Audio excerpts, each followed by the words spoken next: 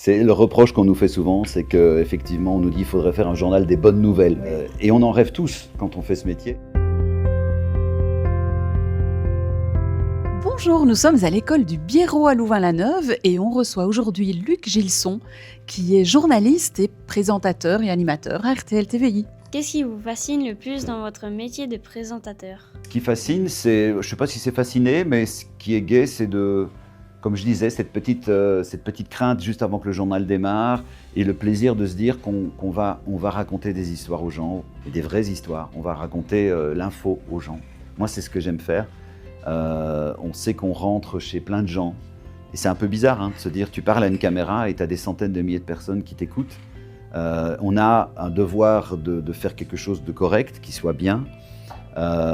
Et puis, oui, ce qui est peut-être fascinant, c'est comme je le disais, c'est flippant, mais c'est fascinant, c'est le fait d'être en direct. C'est le fait de se dire, là je parle, on est parti, il est 19h, c'est parti. Et quoi qu'il arrive, pendant 40 minutes, je ne bouge pas de mon siège et on y va et on fonce. Donc, et voilà, il faut être prêt à 19h. Ça, je dis souvent, c'est un des rares métiers où tu dois être prêt à la seconde près. C'est-à-dire que tu ne peux pas te dire, j'ai un rendez-vous, je vais arriver 5 minutes après ou 3 ou même 10 secondes après. Non, il faut qu'on soit prêt à temps. Et parfois, ça m'arrive d'arriver très tard et de m'installer très tard dans le studio. Mais quoi qu'il arrive, à 19h, on démarre. Donc, je dois être prêt à 19h. Donc, tout l'après-midi, je dois m'arranger pour que tout ce que j'ai à faire soit fait pour 19h. C'est un peu... Mais c'est en même temps passionnant. Le prompteur est-il déjà tombé en panne? Et si oui, qu'avez-vous fait pour poursuivre le journal? Donc ce qu'on fait, nous, dans la journée, c'est qu'on prépare nos textes et effectivement, au moment du journal, on lit nos textes sur ce prompteur. Et oui, ça arrive très souvent qu'il tombe en panne. Et toujours au plus mauvais moment. Ce qui veut dire qu'on a, et vous le verrez quand on présente le journal, on a toujours nos feuilles avec nous. On a notre texte. Et donc, généralement, le but est d'utiliser le prompteur pour pouvoir regarder les gens et leur parler comme si on leur parlait les yeux dans les yeux. Mais quand le prompteur tombe en panne, ou quand il y a un changement de dernière minute, il faut qu'on ait nos feuilles pour pouvoir continuer le journal. On est en direct, on ne peut pas dire « attendez, on va arrêter, on va couper, on va réparer le prompteur et on va redémarrer le journal ». Donc on est obligé dans ces cas-là, effectivement, de prendre ces feuilles. C'est pour ça qu'on a toujours nos feuilles avec nous. Et vous le verrez d'ailleurs, parfois, à un moment donné, le présentateur est beaucoup dans ses feuilles et il vous regarde plus trop dans les yeux, c'est qu'il y a un problème de prompteur. Comment vous sentez-vous lorsque vous devez parler de mauvaises nouvelles comme celle de Grand Montana? C'est très dur d'annoncer des mauvaises nouvelles. Il y en a qui nous touchent plus que d'autres, mais en même temps, on est là pour faire notre métier. Donc au moment où on le fait, on met une barrière. Vous savez, c'est un peu comme les ambulanciers, les gens qui doivent s'occuper, les infirmiers qui doivent s'occuper des malades. Il faut à un moment donné mettre une barrière parce que sinon, on ne peut pas prendre toute la misère du monde sur nous. Tu vois, c'est trop dur. Donc on essaie de mettre cette barrière, mais en même temps, il y a des informations parfois qui nous touchent. Et notamment quand ça concerne des enfants. Moi, je suis papa, j'y m'identifie, il y a des choses qui nous touchent personnellement.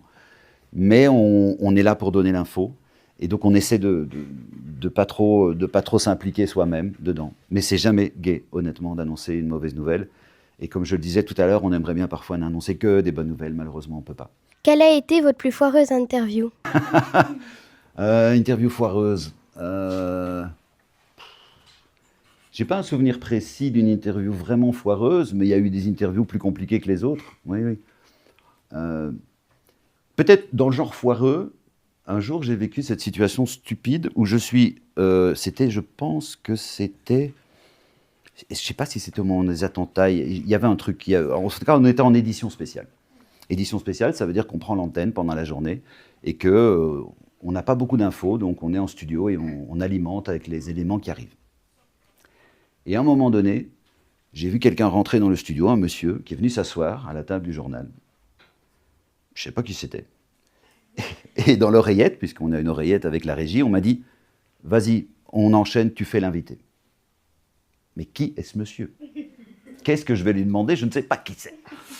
Et donc là, à l'antenne, directement, je lui ai dit « Bonjour, mais d'abord, qui êtes-vous » Donc voilà, truc complètement surréaliste. Et puis après, j'ai compris qu'il était directeur d'école, je ne sais plus, c'était à l'époque des lockdowns, etc. À l'époque, on ne savait pas trop si on pouvait encore aller. Je pense que c'était pendant le Covid. Et c'était à une époque où on ne savait pas encore si on allait continuer à aller à l'école ou pas. Bref, Voilà, ça c'était foireux parce que j'ai pas pu préparer l'interview, forcément, je ne connaissais pas ce gars qui est arrivé dans mon studio. Des interviews foireuses, il y en a parfois quand on interroge des artistes, il y en a qui sont qui n'ont pas trop envie d'être là, donc c'est un peu plus compliqué. Mais en règle générale, moi j'ai toujours gardé des bons souvenirs de mes interviews. Ça s'est globalement toujours bien passé parce que c'est des chouettes échanges et c'est très gai à faire d'interviewer quelqu'un. Quelle est la personne que vous rêvez d'interviewer? Je sais pas, il y en a plein, il y en a plein. Il y en a plein et je sais pas. Autant des gens que je n'apprécie peut-être pas à titre personnel, mais qui doivent être très intéressants à interviewer. Je pense à des gens comme Trump, je pense à des gens, voilà. Et autant des gens que j'aurais envie de découvrir un peu mieux. Que ce soit des gens comme Barack Obama qui m'a profondément marqué. Des gens comme le président ukrainien, Zelensky, enfin voilà. Ce sont des gens, mais on sait que c'est quasi inaccessible et c'est très compliqué. Mais voilà, mais à côté de ça, il y a des gens pas connus. En fait, ça m'arrive souvent de rencontrer des gens et de me dire, tiens, ça, ce sont des gens qui mériteraient vraiment. Et là, aujourd'hui, je fais une nouvelle émission qui s'appelle Histoire personnelle, qui est une émission où je passe une demi-heure, 3/4 d'heure à faire une interview avec quelqu'un. Et c'est des moments géniaux parce que c'est un vrai échange. Donc on peut parfois rencontrer des gens qui ne sont pas forcément connus ou connus et avec lesquels on peut avoir des beaux moments. Donc je n'ai pas une personne en particulier, moi il y a plein de gens que j'ai encore envie d'interroger. Et voilà, on a encore appris un tas de choses super intéressantes. On se retrouve bientôt avec une nouvelle invitée du JDE en classe. Et d'ici là, ciao!